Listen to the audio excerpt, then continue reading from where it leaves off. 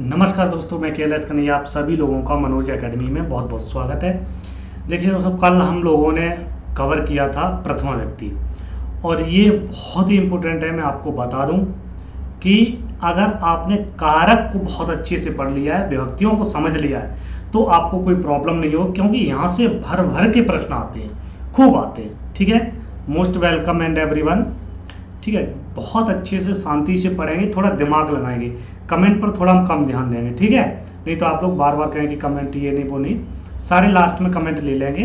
लेकिन क्योंकि ये कारक है, कारक में दिमाग भटका मतलब क्या बोलते हैं, सावधानी घटी दुर्घटना घटी, सावधानी हटी दुर्घटना घटी, वही स्थिति यहाँ पर है। ठीक है, तो हम लोग देखेंगे द्वितीय व्यक्ति कर्म कारक को, प्रथमा व्यक्ति को पढ़ लिया है, और जो मैं एग्जाम्पल दे रहा हूँ वही एग्जाम्पल आपके एग्जाम में आएंगे। ठीक है, तो द्वितीय व्यक्ति कर्म कारक, कहा कि द्वितीय व्यक्ति कर्म कारक होता है। इसका चिन्ह वगैरह पता ही है आपको, है ना, जो कि पिछली क्लास में, कल वाली क्लास में मैंने बता ही दिया।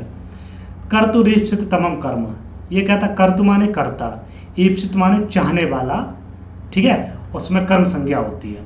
कहा कि कर्ता अपनी क्रिया के द्वारा जिसे विशेष रूप से प्राप्त करना चाहता है, उसकी कर्ती संज्ञा होती है, कर्ता संज्ञा होती है। राइट, हाँ, इन चीजों को विशेष कर आप लोग जानिएगा।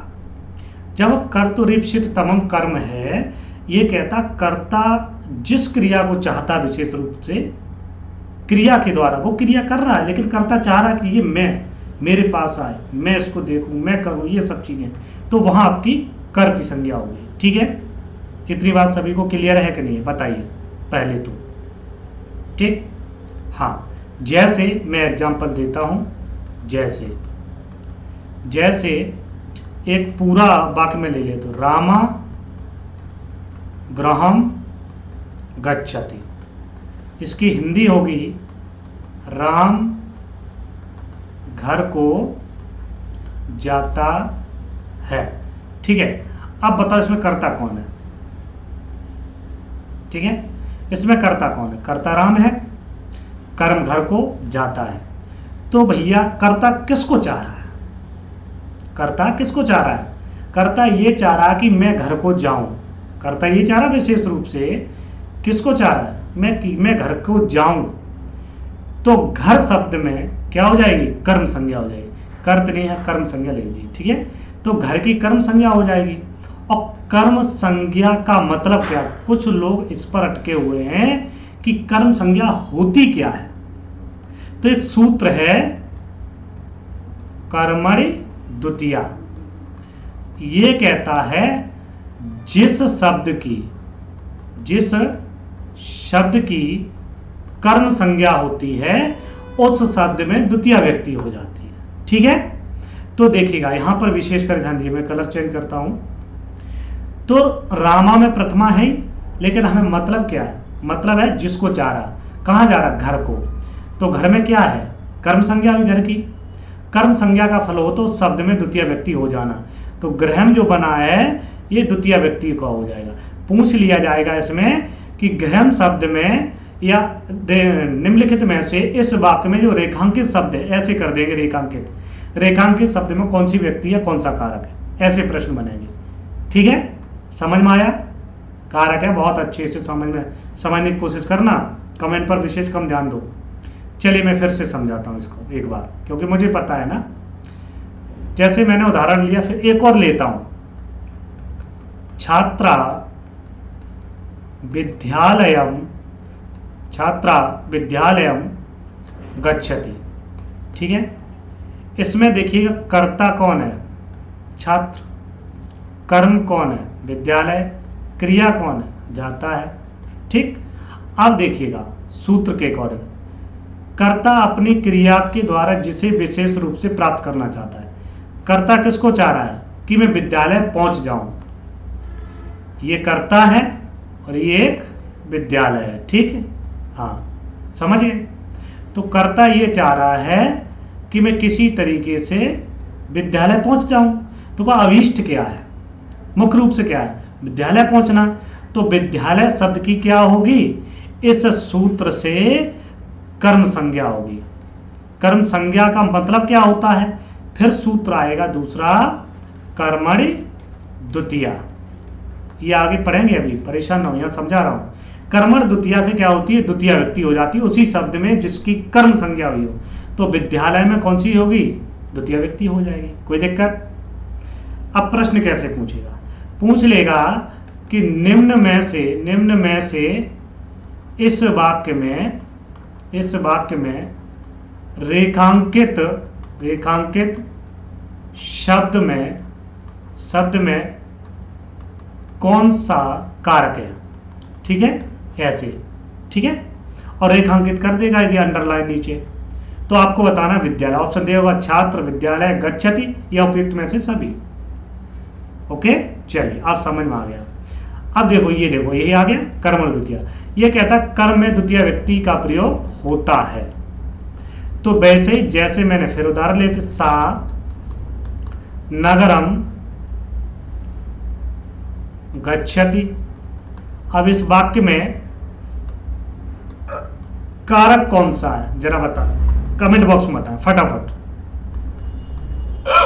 भक्ता हरिम भजति। इस वाक्य में किस शब्द में द्वितीय व्यक्ति हुई है, ऐसे प्रश्न बनेंगे, ठीक है। वालका, मैं आपको समझा रहा हूं, वालका फलानी खादंती, बालक फल को खाते हैं। इस रेखांकित शब्द में कौन सी व्यक्ति है, ऐसे प्रश्न बनेंगे, ठीक है। तो भैया नगर में द्वितीय व्यक्ति हो जाएगी क्योंकि वह नगर को जाता है, वह हरि को भक्ता है। अगर हरि ना होंगे तो भजन किसका करेगा, है ना। हाँ, और बालक फल को खाते हैं, अगर फल ही ना हो तो बालक किसको खाएंगे। तो अभिष्ट क्या है, फल खाना। अभिष्ट क्या है, हरि को भजन करना। अभिष्ट क्या है, नगर को जाना, ठीक है। तो इन सभी में क्या होगी, द्वितीय व्यक्ति कर्म कारक हो जाएगा। किस सूत्र से, कर्तु रीप्सित तमम कर्म, ठीक है। और कर्मण द्वितीया से द्वितीय व्यक्ति हो जाएगी। तो इन चीजों को आप लोग जब वाक्य बनाते हैं, अनुवाद करते हैं, तो इसका प्रयोग होता है, समझ गए। चलिए, इतनी बात सभी को क्लियर है, आगे बढ़ते हैं। अब ये बहुत ही अभीष्ट है और इंपोर्टेंट भी है, थोड़ा ध्यान दीजिएगा। ये क्या कहता है, अखतितम चा सूत्र है। ये कहता अपादान, शप्रदान, करण आदि कारकों के द्वारा अविच्छित कारक कर्म संज्ञक होता है। मतलब क्या है, अविच्छित क्या है, मतलब क्या है। ये मतलब कहने का मतलब ये है कि जैसे कहते हुए पेड़ से गिरता है, तो जहां से आ जाए अलग होने अर्थ में वहां अपादान कारक होगा, के लिए आ जाए वहां संप्रदान कारक होगा, से के द्वारा करण होगा।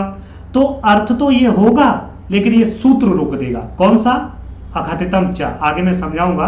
अघतम च ये कहता है कि जो 16 द्विकर्मक धातुएं हैं, इन धातुओं पर मेरा ही जोर चलेगा और कोई सूत्र इस पर कोई काम नहीं करेगा।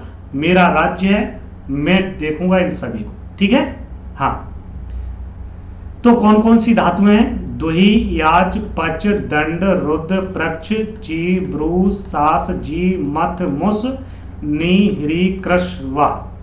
ये इन धातुओं के योग में क्या होता है, द्वितीया विभक्ति हो जाती है। चलिए, नोट में क्या लिखा है, इन 16 धातुएं एवं इनके समानार्थक धातुओं के योग में अपादान, संप्रदान, करण आदि की कर्म संज्ञा होती है और द्वितीय व्यक्ति होती है, ठीक है। इन्हीं को हम गत्यार्थक भी कहते हैं, गत्यर्थक कहते हैं। इन्हीं को हम द्विकर्मक कहते हैं। इन्हीं को हम और क्या कहते हैं, और भी कहते हैं। तो अगर इन धातुओं के योग में और भी कोई धातुएं आती हैं इसी अर्थ को देने वाली, तो उसमें भी द्वितीय व्यक्ति होती है। इतनी बात सभी को क्लियर हुई कि नहीं हुई, वेरी गुड, बिल्कुल सही। समझने पर ध्यान दो, कमेंट पर करो, समझने पर पकड़ो एकदम। तो कहा कि द्वि धातु जहां आएगी, याच आएगी, पच आएगी। अब देखिए कैसे आएगी, चलिए इनके रूप चलते हैं। तो पहला पॉइंट, द्वि धातु, द्वि का अर्थ होता है दुहिना। कहा कि वह गाय से दूध निकालना है। तो अगर मैं यहां पर लिख दूं गाय से दूध निकालता है, ठीक है। अभी हम लोग पढ़ रहे हैं अपादान, संप्रदान और करण, है ना। तो अब देखो ये वाक्य क्या कह रहा है, ये गाय है, ये दूध है, दोनों इससे अलग हो रहे हैं कि नहीं हो रहे? गाय से दूध अलग हो रहा है, दूध गाय से अलग हो रहा है। तो इसमें कौन सा कारक होना चाहिए? होना चाहिए अपादान, होना चाहिए कि नहीं अपादान? लेकिन सूत्र आएगा अकथितम च। सूत्र क्या आएगा? अकथितम च। ये सूत्र कहता है नहीं, अपादान नहीं होगा, बांध देता है कि इस पर तुम्हारा कोई हक नहीं है। इसमें क्या होगा? अकथितम च द्वितीया ही विभक्ति होगी और द्विकर्मक धातु है तो दो दो कर्म होंगे इसमें। ठीक है, इतनी बात सभी को क्लियर है? चलिए अब देखिए दो कर्म कैसे होंगे तो मैं आपको यहां बताने वाला हूं, ध्यान दीजिएगा। तो मैं यहां पर एग्जांपल ले रहा हूं, ग्वाला धेनुम, ठीक है, दोग्धम दोग्धी। ग्वाल जो है वो गाय से दूध को देता है, गाय से अलग हो रहा है। तो देखो यहां ग्वालम प्रथमा व्यक्ति है और धेनुम और दुग्धम में द्वितीय व्यक्ति है। ये पहचान है किसकी? द्विकर्मक धातुओं। ठीक है, दूसरा है याच धातु, देखिएगा, हरि वलिम वसुधाम, हरि वलिम वसुधाम याचते। याच धातु है कि नहीं है? याच धातु, द्वि धातु। तो याच माने मांगना। हरि जो है भगवान वामन जब थे तो बलि से वसुधा माने पृथ्वी को मांगते हैं। तो देखिए बलि में द्वितीय व्यक्ति है और वसुधा में भी द्वितीय व्यक्ति है। ठीक है, ये क्या है? कर्म कारक है, यानी कि कर्म संज्ञा हुई है। किस सूत्र से? दोनों की, अकथितम च, अकथितम च सूत्र से कर्म संज्ञा होगी और वही सूत्र आएगा कर्मणि द्वितीया से द्वितीय व्यक्ति हो जाएगी। ठीक है, इतनी बात सभी को क्लियर है? बहुत अच्छे से समझने की कोशिश करिएगा। आगे बात करते हैं, चलिए। पच धातु पकाने अर्थ में होती है कि माता तंडुलान ओदनम, ओदनम पचति। ठीक है, पचत माने पकाता, पचते पचता पचनते, याचते याचेते याचनते, ऐसे चलते हैं धातु। तो माता में प्रथमा व्यक्ति है, लेकिन तंडुलान में, तंडुल माने चावल, चावल, और ओदन माने भात। अब देखिए चावल एक तो है नहीं, बहुत से चावल हैं, तो यहां द्वितीया, द्वितीया बहुवचन का रूप लगा है तंडुलान, और ओदन में प्रथमा द्वितीया एक वचन का लगा है। तो भैया ओदन भात, भात बहुत से भात तो है नहीं, तो चावल अलग होता है, भात अलग होता है। तो बताइए भात कौन खाता है और चावल कौन कौन खाते हैं? ठीक है, हाँ। तो तंडुलान ओदनम पचति, चावल से भात पकाती है। ठीक है, तो ये पच धातु के योग में सूत्र यही लगेगा। आप समझ में आ गया? चलिए फिर आपको समझ, दंड देना, रुद माने रोकना। ठीक है, तो दंड देने अर्थ में देख लीजिएगा, राजा, ठीक है, चौरम सतम। अब इसमें कैसे पहचान? दंडयति, दंडयति। इस वाक्य में कौन कौन कर्म है जरा कमेंट बॉक्स में बताएं। मैं अगला लिख रहा हूं वाक्य, राजा शत्रुन, इससे ही अनुवाद बनते हैं, ध्यान रखना, दुर्गम रुणद्धि, रुणद्धि। राजा दुर्ग माने होता किला, शत्रुओं को किले से रोकता है। तो अर्थ तो अलग अलग होगा कि राजा चोर से 100 रुपए लेता है, दंड लेता है, तो 100 रुपए लेता है, शत्रुओं को रोकता है, दुर्ग से रोकता है। तो अर्थ का, अर्थ पर मत जाइए, ये केवल धातु पर जाइए। तो यहां पर देखिए चौरम बिल्कुल सही दिया है, चौरम सतम और शत्रुन दुर्गम। इन दो शब्दों में क्या होगा? कर्म हो जाएगा द्विकर्म, दो कर्म है, तो ऐसे आप पहचान द्विकर्मक धातुओं के योग में। ठीक है, आप कर लोगे। अब आपको मैं बेसिकली बहुत अच्छी एक सारणी लेकर चल रहा हूँ। इस सारणी में आपको दिखाने के लिए कि देखो प्रच्छ धातु ऐसे ही पूछा जाएगा सीधा, गुरु शिष्यम प्रश्नम पृच्छति, ये वाक्य आते भी हैं सीधा। तो ये बताइए कि इसमें शिष्यम में या प्रश्नम में कौन सा कारक है? ठीक है, तो शिष्यम प्रश्नम में क्या हो जाएगा? कर्म कारक। वृक्षम फलान में क्या हो जाएगा? कर्म कारक। शिष्यम धर्मम में क्या हो जाएगा? द्वितीय व्यक्ति कर्म कारक। शिष्यम में क्या हो जाएगा? द्वितीय व्यक्ति कर्म कारक। देवदत्तम सतम दंडे क्या हो जाएगा? कर्म कारक। ठीक है, समझ में आ गया? क्लियर है सभी को? अब यहाँ शिष्यम में यहाँ टाइपिंग है शिष्यम धर्मम शास्ति, धर्म के बारे में, धर्म का कल्याण हो ऐसा बताते हैं, ठीक है। हाँ क्षीरम, हाँ सुदाम क्षीरनिधम, तो सुदाम क्षीरनिधम में कौन सी धातु है, वो सॉरी कौन सा कारक है, कर्म कारक। यज्ञदत्तम शतम मूर्षणाति, यज्ञदत्त 100 रुपये देता है। कृषका धैनुम ग्रामम, कृषक की गाय जो है गांव से नयत माने ले जाता है, तो धैनुम ग्रामम में क्या हो जाएगी, कर्म संज्ञा हो जाएगी, कर्म कारक हो जाएगा, द्वितीय व्यक्ति हो जाएगी, द्वितीय व्यक्ति हो जाएगी, ठीक है। चलिए 16 है ना, कृषका धैनुम ग्रामम, कहा कि जो गाय है उसको हरण करता है, चोरी करता है, करसति माने ले जाता है, धैनुम ग्राम बहाती ले जाता है, हरण करता है, इत्यादि चीजें सब वही अर्थ आएगा, खींच कर ले जाना, बह कर ले जाना, करसत माने खींच कर, ठीक है, खींचना, हरत माने हरण करना, और बहत माने बहना, तो ठीक है, तो बहन करता है, देता है, खींचता है, हरण करता है, तो ये ह्री कृष व इत्यादि के योग में। तो आपको मूल रूप यही देखना है, धैनुम ग्रामम, धैनुम ग्रामम, धैनुम ग्राम मतलब 2 कर्म आएंगे, ठीक है, समझ गए। तो ये थे आपके कर्म संज्ञक, कौन से, द्विकर्मक। केवल अब इसको यही टॉपिक को छोड़ दीजिएगा, एक नए सूत्र को लेकर फिर बात करेंगे। आदि सिंह अस्तासाम कर्म, पता है, थोड़ा दिमाग लगाइएगा अच्छे से, कोई दिक्कत नहीं, डोंट वेरी, ठीक है। हाँ बहुत ही अच्छे से। तो सी धातु है सोना अर्थ में, जो सोते हो ना रात को, भाई। अस्ता माने ठहरना, कहा है बहुत चलिए ठहर लो यार। आज धातु होता बैठना, अब बैठ जाओ। इन 3 धातुओं से पहले यदि आदि उपसर्ग आए, क्या है, आदि उपसर्ग जुड़ा हो, तो इनके आधार की, आधार माने जहां बैठना, जहां रुकना, जहां सोना, उसकी कर्म संज्ञा होगी, और कर्म संज्ञा का फल क्या है, द्वितीय व्यक्ति हो जाएगी, ठीक है। जैसे समझो, हम 3 ही वाक्य पढ़ेंगे क्योंकि 3 धातु हैं, ओके। तो पहले ले लेते हैं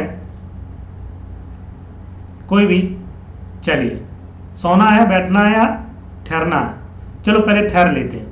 अस्था धातु, ठीक है, अस्था धातु ले लेते हैं, फिर ले लेते हैं आस धातु, फिर ले लेते हैं सींग धातु से। अब देखिएगा, अस्था धातु में होता ठहरना, सभी जानते हैं। आस धातु में होता बैठना, ठहरना एक ही बात होती है, लेकिन धातु है भैया, धातु के अकॉर्डिंग चलेंगे। ये कंडीशन तो ऊपर वाली लाइन होगी। अब ये कह रहे आदि उपसर्ग जुड़ा हो, ये विशेष है, ये विशेष है, इसको याद रखना, उसकी आधार की कर्म संज्ञा हो जाएगी। चलिए वाक्य लेते हैं, राजा सिंगा शनम आदि तिष्ठति, ठीक है, राजा सिंहासन पर बैठता है। अब राजा का आधार क्या है, ये कमेंट बॉक्स में मुझे बताएं फटाफट। शिष्य आसनम अध्यास्ते, शिष्य आसन पर बैठता है, इसका आधार क्या है, आधार की कर्म संज्ञा होगी, ये पूछ लेता है अतिसिंह अर्थासाम कर्म, ये कौन सा कैसा सूत्र है, आधार सूत्र, कर्म संज्ञा सूत्र, और ये ऐसे पूछ लेगा आधार सूत्र और वार्तिक सूत्र, ठीक है। हाँ इत्यादि चीजें। सोना है भैया, कहाँ सोना है, तो कहीं भी सो लेंगे, जहां आप बताएं वही सो लेंगे।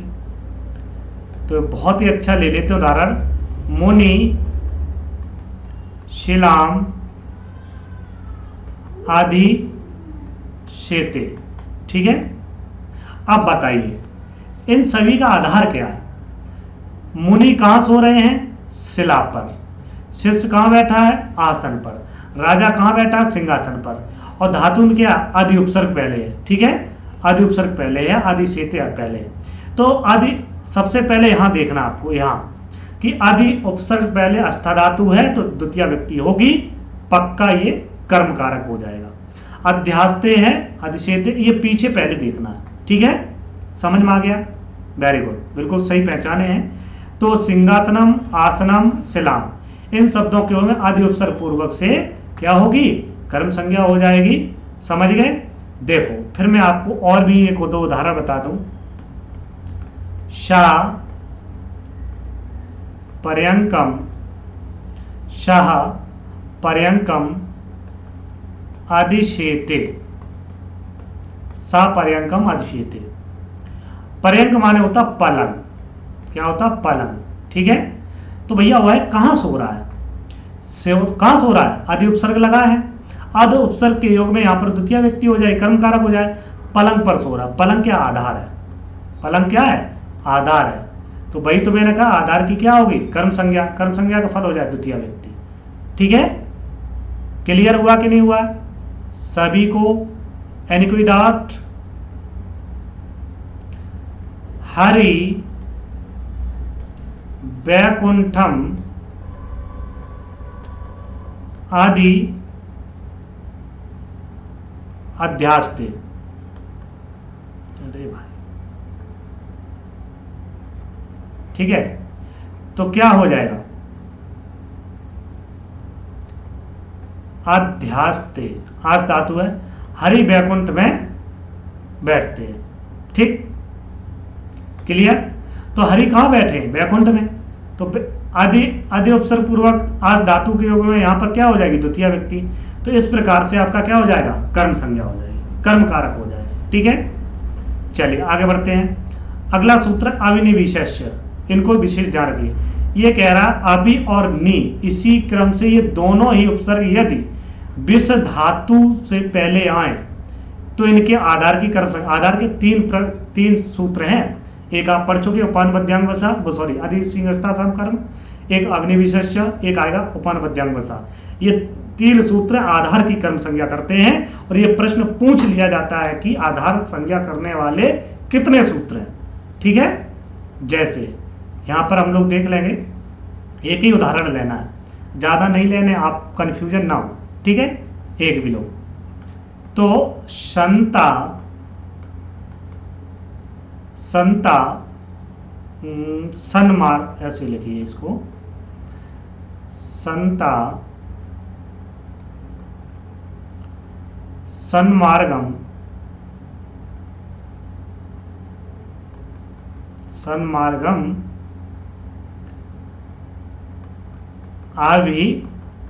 अविनिविशते, ठीक है। अब थोड़ा यहां ध्यान दो लास्ट वाले पंक्ति पर, लास्ट वाले शब्द पर। विष धातु से तो बनता विषते, विषेते, विषंते, ठीक है। और नी उपसर्ग है, अभि उपसर्ग है, ठीक है। ये क्या कह रहा अभि और नी इसी क्रम में आए, मतलब ये ना हो कि नी और अभि आए, नी और अभि आए, ऐसा ना हो। ये इसी क्रम में आए कि अभि और नी और उसके बाद विष धातु आए तो उसके आधार की कर्म संज्ञा हो जाएगी। इसका अर्थ क्या होता है, तो जो सज्जन, संता माने सज्जन व्यक्ति, संता माने सज्जना या सज्जन सन्मार्ग में प्रवेश करते हैं, प्रवेश करते हैं, ठीक है। तो भैया यहां पर जो सन्मार्ग में, अगर मैं के हिसाब जाओगे तो अधिकरण होना चाहिए था, लेकिन अधिकरण कारक नहीं होगा, सप्तमी व्यक्ति नहीं होगी, ओके।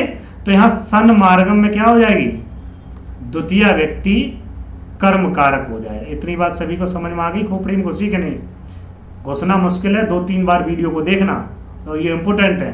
तो यहाँ किसके योग में अविनिविशेष के योग में द्वितीय व्यक्ति हो जाती है। क्लियर है सभी को। चलिए अगला सूत्र है उपान बद्यांग बसा। ये सूत्र बहुत पूछा जाता है, इसमें कितने उपसर्ग हैं, तो उप, अनु, आदि और आंग, 4 उपसर्ग हैं। इनमें से कोई उपसर्ग यदि बस धातु से पहले आए, पूर्व आए, तो उसके आधार की कर्म संज्ञा होगी। चलिए इसमें हम 4 वाक्य लेंगे, स्वयं लेंगे एक ही वाक्य, लेकिन चारों का प्रयोग करेंगे, तो उसमें द्वितीय व्यक्ति हो जाती है, कर्म कारक हो जाता है। जैसे, क्योंकि आपको समझ में आना चाहिए, एक एक पॉइंट समझ में आना चाहिए, ठीक है। जैसे मैंने लिया है राजा नगरम, ओके, राजा नगरम अनुवसति, ठीक है, अनुवसति। अब देखो राजा नगरम, अब हम क्या कर रहे हैं उपवसति, ठीक है। राजा नगरम अर्थ एक ही होगा अधिवसति, ठीक है, समझ में आ गया।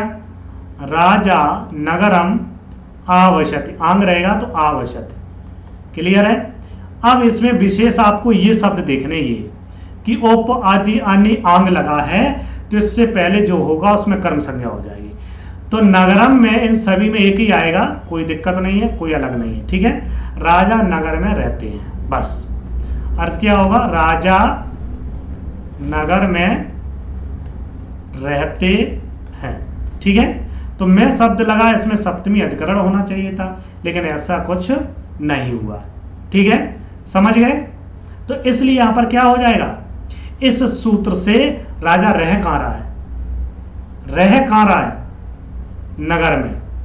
ठीक है, नगर क्या है, आधार है किसका, रहने का, तो इसकी कर्म संज्ञा हो जाएगी और कर्म संज्ञा का फल है द्वितीय व्यक्ति होना। क्लियर है सभी को।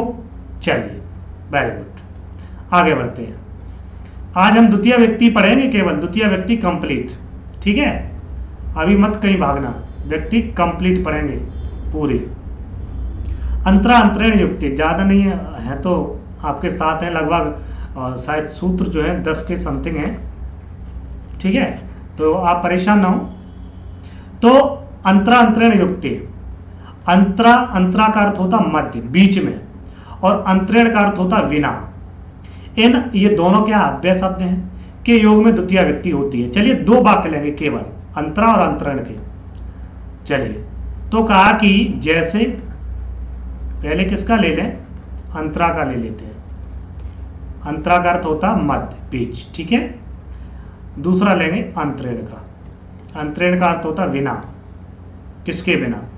तो कहा कि अंतरा सीधा प्रयोग कर दो, ये शब्द सीधे प्रयोग होंगे, ये और नोट कर लेना।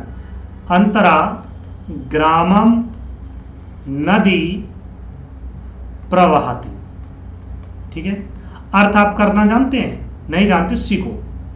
कहा कि अंतरा माने बीच में, कहा कि किसके बीच में, गांव के बीच में नदी बहती है।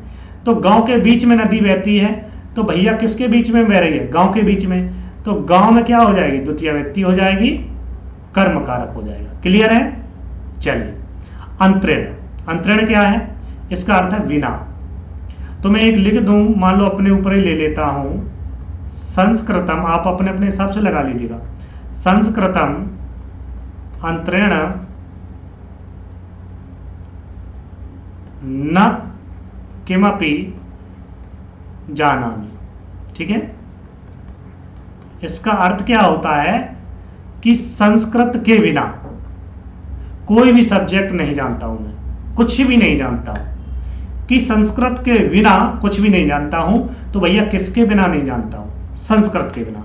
तो संस्कृत में क्या हो जाएगी, द्वितीय व्यक्ति हो जाएगी, कर्म कारक हो जाएगा। तो अंतरण का मतलब क्या है, बिना, जिसके बिना आप न कर पाओ, कुछ न रह पाओ, न सोच पाओ, तो उस बिना के योग में द्वितीय व्यक्ति हो जाएगी। ठीक है, क्लियर है।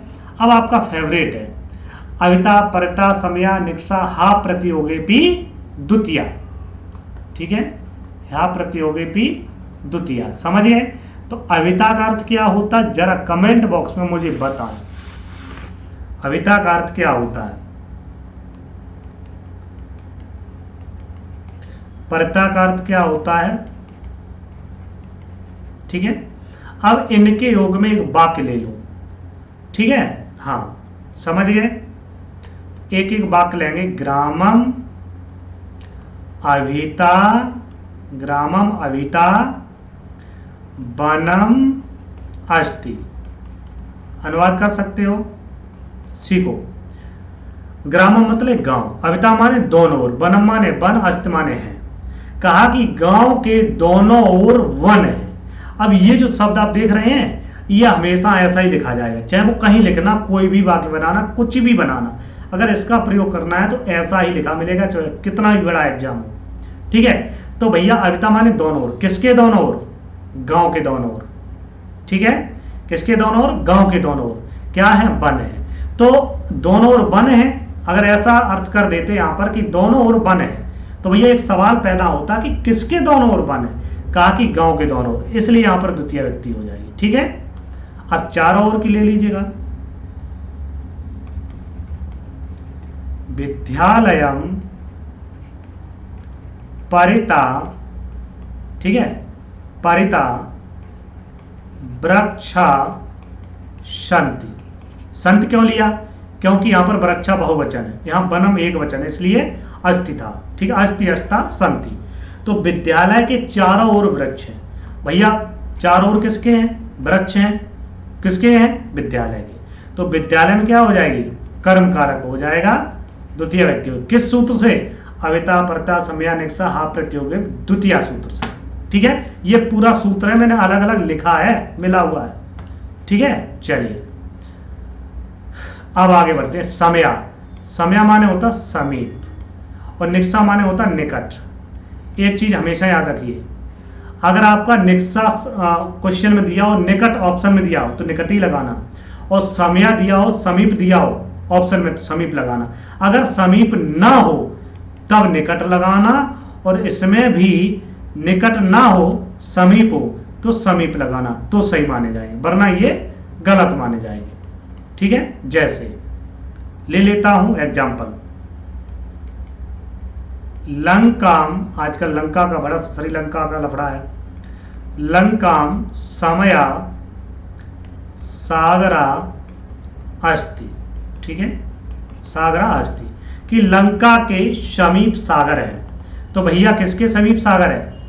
समीप सागर है, लेकिन किसके है? लंका के। लंका में क्या हो जाएगी? द्वितीय हो जाएगी, ठीक है। अब आप लोग बोर तो नहीं हो रहे? मुझे लगता है ऐसा क्योंकि थोड़ी चीजें आपको अगर क्लियर करनी है तो थोड़ा रुकना पड़ेगा, ठीक है। मैं जल्दी करता हूं, ओके। लंकाम निक्सा, ठीक है, वही उदाहरण लेता हूं तो उससे आप जो है समझते भी चलिएगा।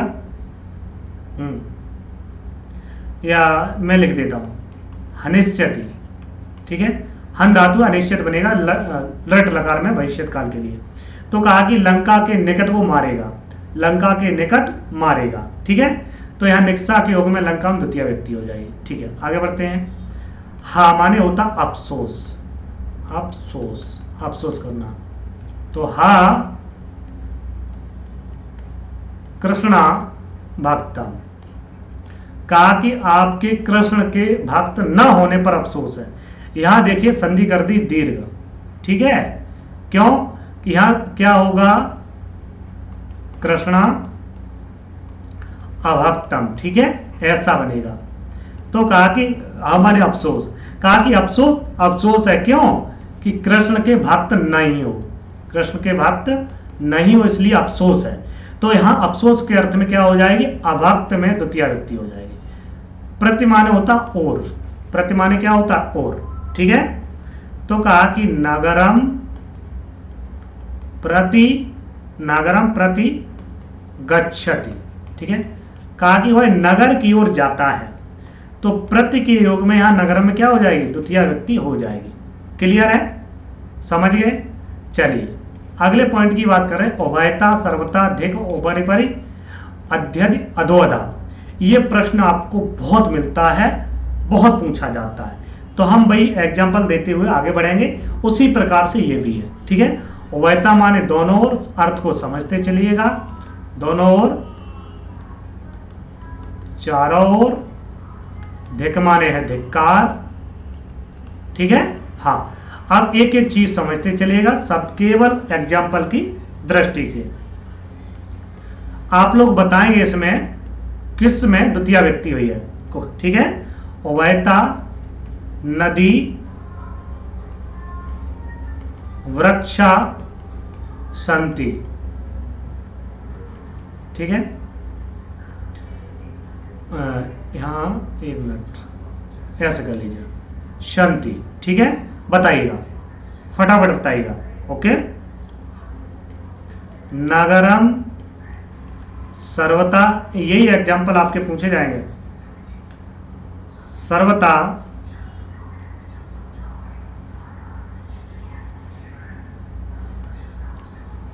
वृक्षा शांति। धिक का ले लीजिएगा, धिक माने धिक्कार है, किसके? भाई कृष्णा भक्तम, कृष्ण के अभक्त होने पर, ठीक है। तो वेरी गुड, बिल्कुल सही है। नदी में द्वितीय हो जाए, किसके? दोनों ओर वृक्ष हैं नदी के, नगर के चारों ओर क्या है? वृक्ष हैं। धिक्कार किस पर है? अवक्त पर। तो अवक्त होने पर तो अवक्तम में हो जाएगी। ठीक है, आगे ऊपरी परे। तो ऊपरी परे का मतलब क्या होता है? ऊपर की ओर। ठीक है, क्या होता है? ठीक ऊपर। अद्यत माने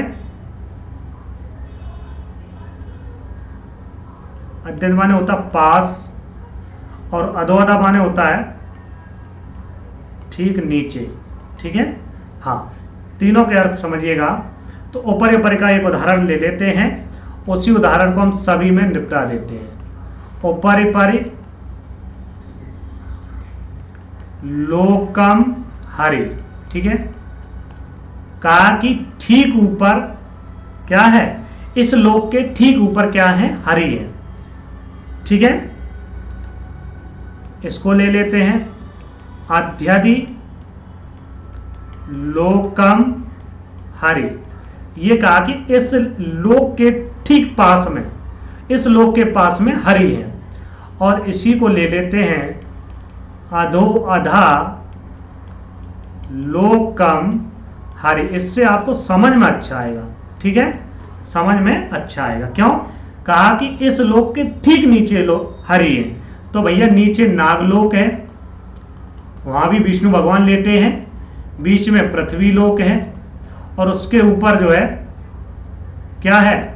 देवलोक है। तो इन सभी में का ठीक नीचे, ठीक ऊपर, ठीक पास में। तो भैया इसके पास ये पृथ्वी लोक है, दोनों के पास सीमाएं जुड़ी हुई हैं। ठीक है, तो कहा कि किसके पास है? लोक के पास। किसके ठीक ऊपर? लोक के। किसके ठीक नीचे? लोक के। तो लोक शब्द में द्वितीय व्यक्ति हो जाएगी। एट लास्ट सूत्र है, क्योंकि एक एक विभक्ति आप पढ़ते चलिए जिससे कोई प्रॉब्लम ना हो। कारक ध्वनुरंत संयोग है, वेरी इंपोर्टेंट है, प्रश्न बनता है। वही लिया हूं, वैसे तो कारक बहुत है लेकिन इंपोर्टेंट ही लिया है। यदि किसी काल में कोई क्रिया लगातार हो, निरंतर हो, और कालवाची माने समयवाची, समयवाची पद में द्वितीय व्यक्ति होती है। ठीक है, दूसरा पॉइंट, यदि अद्व माने होता मार्गवाची, दूर में कोई वस्तु लगातार हो, दूरी में, कहा कि ये यहां से यहां तक लगातार है, उस मार्गवाची शब्द में द्वितीय व्यक्ति होती है। जैसे पहले हम कालवाची ले लेते हैं, कालवाची, कालवाची को समझिए, समयवाची, कालवाची। ठीक है, बहुत अच्छे से। लास्ट है, 5 मिनट की और क्लास है, परेशान ना हो। ठीक है, हाँ, तो अभी कितनी 35 मिनट तो हुए ही है कुल, 35 40, बस आपकी 40-45 मिनट में समाप्त हो जाएगी। जैसे छात्रा मासम अदिति, समझना इसको। मास क्या है? महीना है, और महीना क्या होता है? समय, एक मास का समय। ठीक है, माह, एक माह का समय। तो छात्र एक महीने पढ़ता है। अब कैसा पढ़ता है? जैसे आप लगातार डेली मेरी क्लास ले रहे हैं, 2-4 महीने से, कोई 1 महीने से, कोई 1 साल से। ठीक है, तो भैया इस समय को क्या कहेंगे? कालवाची कहेंगे। तो कालवाची शब्द में सीधा कहा द्वितीय व्यक्ति होती है। किस सूत्र से? काला ध्वनुरंत संयोगी। तो मासम में द्वितीय व्यक्ति हो जाएगी, कर्म कारक हो जाएगा। इतनी बात समझ में आ गई कि नहीं आएगी आपको? ठीक है, चलिए अन्य उदाहरण ले लेते हैं। काल वाले, काल वाले और भी उदाहरण 1-2 ले लेते हैं। ठीक है, तो छात्रा समझ में आ जाएगा, क्रॉसम। ठीक है, 1 मिनट, क्रॉसम नहीं, अभी हम उसका कर रहे हैं कालवाची का, समय का ले लीजिए।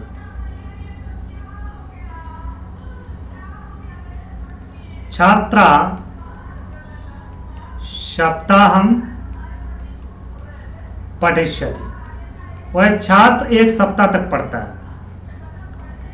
सह रामायणम अधीते, वह सह मासम, सह मासम रामायणम, ऐसा कर लीजिए, मासम, मासम सह मासम रामायणम अधीते, वह मास भर रामायण को पढ़ता है। तो ये कालवाची है, समयवाची। सप्ताह भर मासवर।